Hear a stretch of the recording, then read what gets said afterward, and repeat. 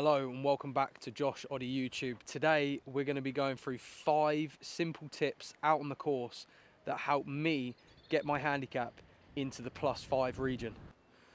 So there's a couple simple things that we can do out on the golf course to really make scoring a hell of a lot easier. So first thing starting out, I cannot stress this enough. Warm up. Literally just come into the net and hit a couple of balls. This runs all the way to a club golfer at 18 handicap, all the way to a +5 handicap. You know, if you're really wanting to take your game to the next level and improve your scores, this part of the game is vital. And essentially starting from hole 1 is what we need to do. So, you know, go through your whole bag if you've got time. Get to golf, you know, an hour before, go and hit a few putts on the green, feel what the speed is like, hit a few chip shots, you know, get yourself familiarized of what you're going to get out on the course before you even head out there. So first off, warm up. So there's loads of different ways that you can warm up. For me, I personally like hitting balls last, so I'll go and putt first, do some short game, then I'll go to the range and kind of finish with what shot I'm going to hit off that first tee. So our first tee shot is big stick, and let's finish with a rip into the net and get on that first tee.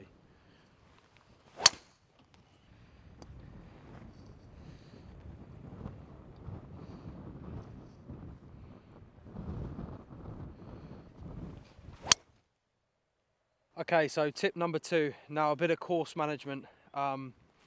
We've got 150 yards to the flagstick, 145 to the centre of the green. Now, the pin's at the back, and we've really got to be aware of where our miss is into every single shot we're playing, even on tee shots. I'm kind of looking at, like, you know, is right safer than left? If so, I might aim up right half because that's my miss, you know. Same into the green. Now, pin's at the back here, and I'm aware of that. So I don't want to go anything past 150. Now, I'm in a little bit of a jumpy lie here out the semi-rough, and I know that if I catch a 145 shot, it's probably going to get there. So we're going to pull that even further back. Now, I've got 150. I'm going to play this for a 140 shot and kind of have the acceptance that middle of the green's great here. If I hit it to 20, 30 feet, I've got a chance at birdie. Whereas if I go at that flag stick and I hit it long, I leave myself now a short-sided chip shot and not a great chance at making a par. So I think for me, when I'm out here, I'm trying to limit the damage, not try and force birdies. So a good score will come from maybe having 5, 6 birdies, no mistakes, not making 10 birdies and having 3 doubles, you know. So that's kind of the way I approach my game. And also as well, when you're not thinking about birdies, you make more of them. So it's golf's an interesting game. But let's hit this 140 shot, see where it ends up.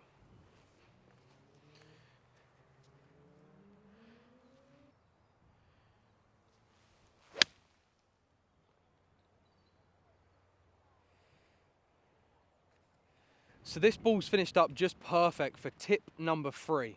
And that is going to be make the short game as simple as possible. Make it boring. So I can hit a 60 degree from here and it would probably look great. A low skiddy one in there, little bit of check, very fancy shot. But this is your percentage play. And if you can't hit this and you've got maybe a little bit of rough, opt for like a 7 iron or an 8 iron. And essentially they're the same swing. So let's just put this one down there, and you know, I haven't even aim pointed. I'm going to aim this pretty straight. Let's just hit a good speed.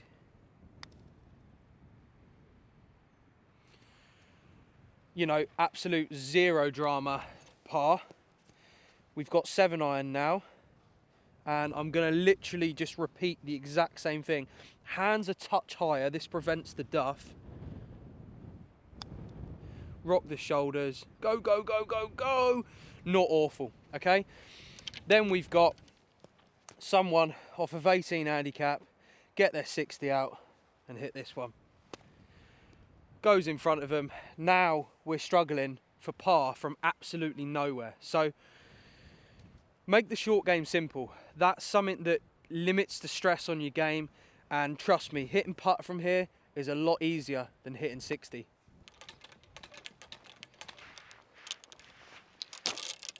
Okay, so tip number 4.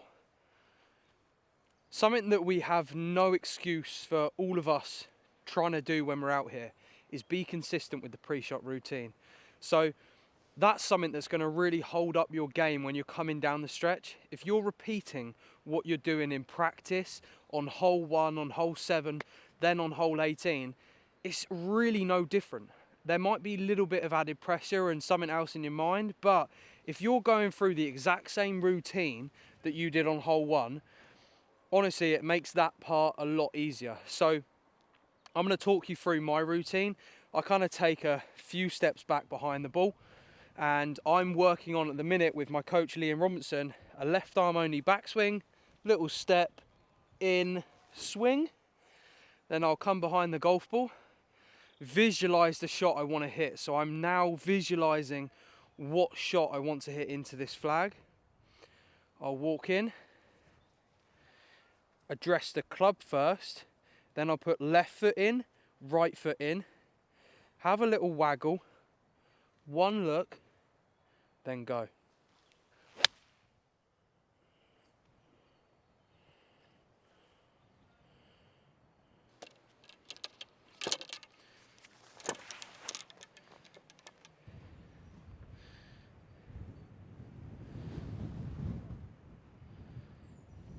Aim point video coming real soon, by the way, so if you're not subscribed, subscribe, turn that bell notification on, because that video is real soon.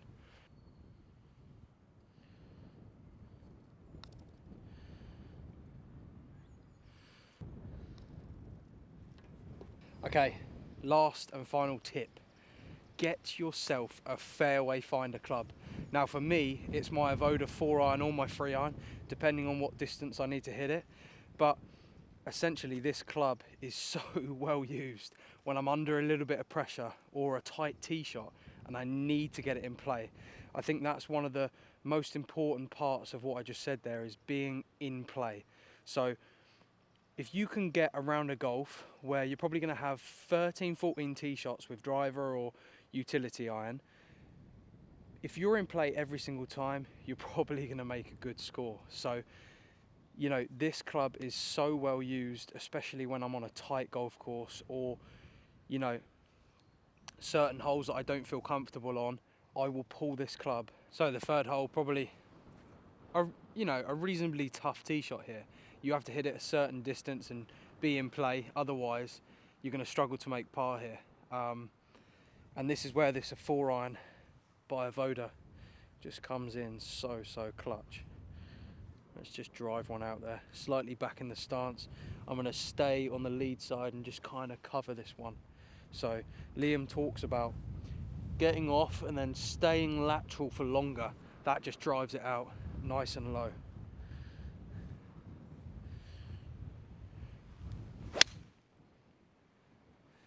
Filthy.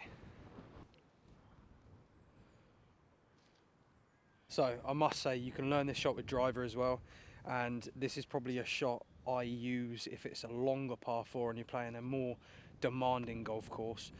Just drop that peg down and then kind of repeat that same process with driver. I'm going to grip down it ever so slightly and just kind of stay lateral on it, drive one out there. Like I say, only really needed on them super long par 4s.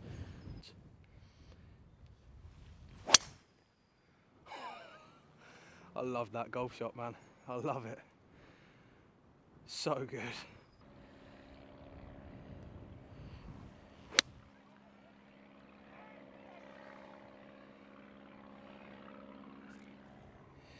So I hope you all enjoyed that video.